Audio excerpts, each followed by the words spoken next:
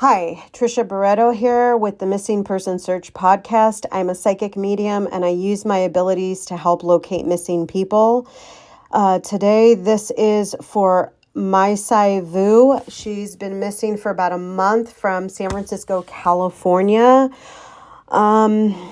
I do offer private missing person readings, psychic medium readings, and animal communication readings on my website, trishabarreto.com. There's also resources like grief resources, search party resources. There's mediumship mentoring and some other things you can find there if you're interested. So we're just going to get into this. This is short. I didn't know I was going to do this, but somebody reached out to me and asked me to take a look at this, and this is what I got for Maisai Vue's location insight.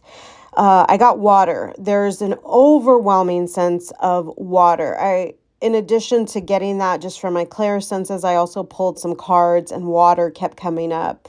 Feels like cold water. I heard drowned. I heard bottom of ocean. Spirit keeps showing me a ripple in water, like if something would go in water and it would like ripple afterwards. Fresh air, sand.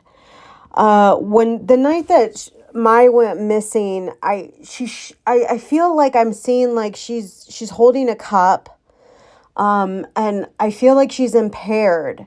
And I don't know that it's just alcohol because something feels very fuzzy. Like I feel fuzzy. So there could have been drugs too, but I just keep seeing a cup, like her holding a cup and drinking alcohol. I keep seeing the color blue. And it's really interesting because I keep seeing an old vehicle. It reminds me of like an old Bronco, but something about it feels underwater to me. Like it could be even located near where Maisai Vue is located at in the water. I see wet dirt. I feel wet dirt. I heard fish. I heard boyfriend, risk, loss, opened, thoughtful, integrity, sad, hopeless. Water again, tunnel. This actually feels like a tunnel that somebody might drive through. I hear a word, but I almost feel like it might not even be in English. It sounds like caro, but that doesn't feel like the whole word. So I'm not sure what language this is, but it could be my and her family's spoken language. But it's like caro something. And then I heard grandma, grandpa, bridge. I heard whales, like the animal whales, and lost at sea.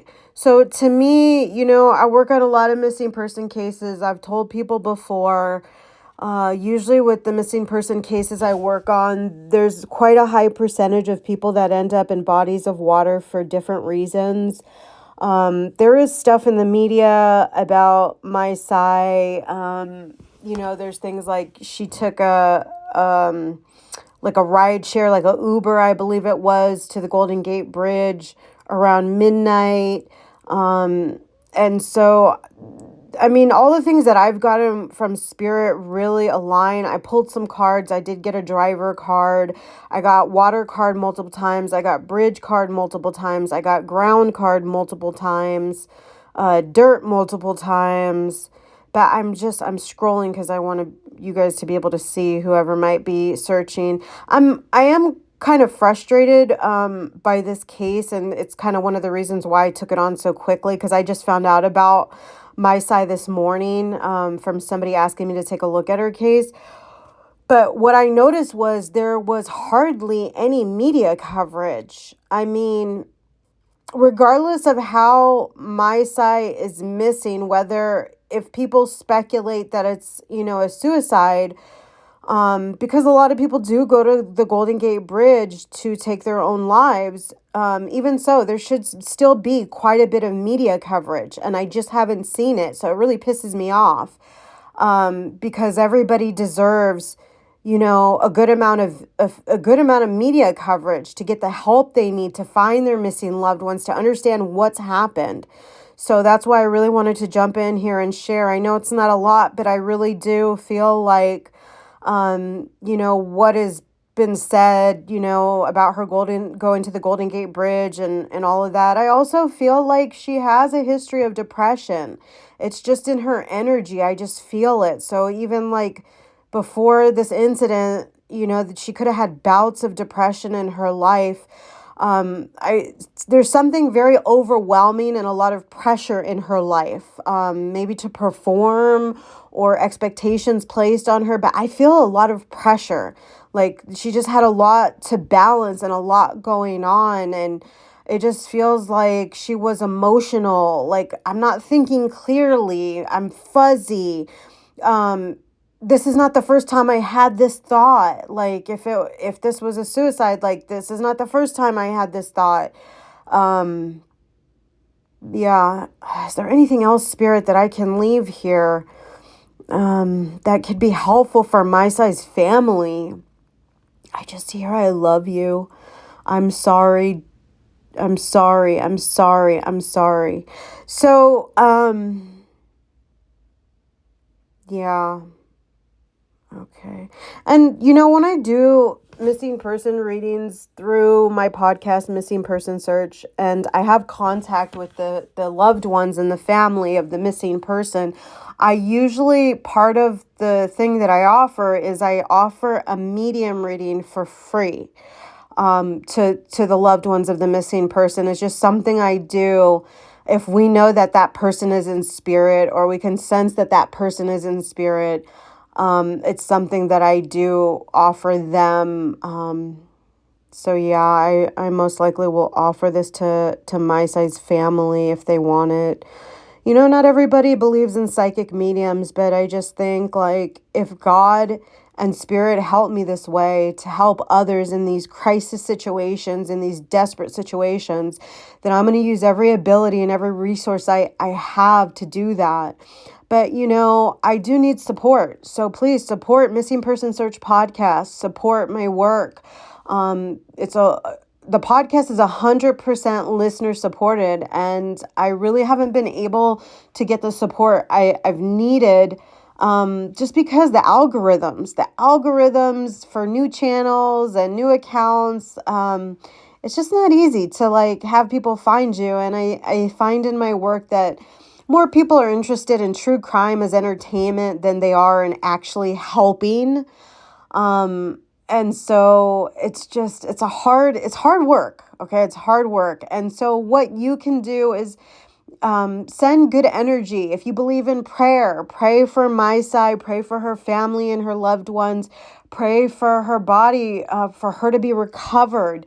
Pray for healing and peace for everybody involved. It's hard, searching bodies of water is a really challenging thing. I know that I usually recommend clients and people that I work with that suspect that their loved one ended up in a body of water. Adventures with Purpose is usually my go-to that I recommend. They're a nonprofit dive team that helps to recover missing bodies. And the reason why I like them is because they've actually recovered, I want to say like 2 or 3 of the people's bodies for cases that I've actually worked on in the past. So I know, and I knew the people were in water, and so they went in and they were able to find the bodies in water. And so I'm like, okay, these people know what they're doing. They're trained, but they also have technology that law enforcement does not have. I've seen several times where law enforcement has searched bodies of water with their technology, and then they say, okay, the person's not here in this water, the vehicle is not in this water, and that Adventures with Purpose goes in, shortly after with their sonar technology and their divers, and guess what? They find the people in the water, they find the vehicles in the water.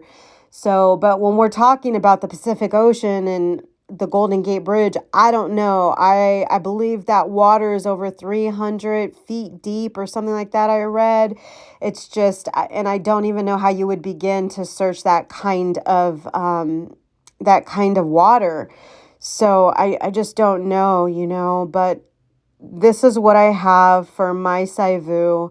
I hope it's helpful for my sister and my family to kind of I think that maybe you guys already have some kind of understanding of what could have happened, and maybe this just kind of validates it. If that's what it does, it's just meant to help. It's meant to help in however it can. And I appreciate those of you that support the podcast, that send, love and healing to the people involved, the souls involved, and less of the speculation, because speculation doesn't help anybody, you know. So that's all I got until the next time I work on another case. But I need support. So please subscribe to my YouTube, subscribe on my TikTok.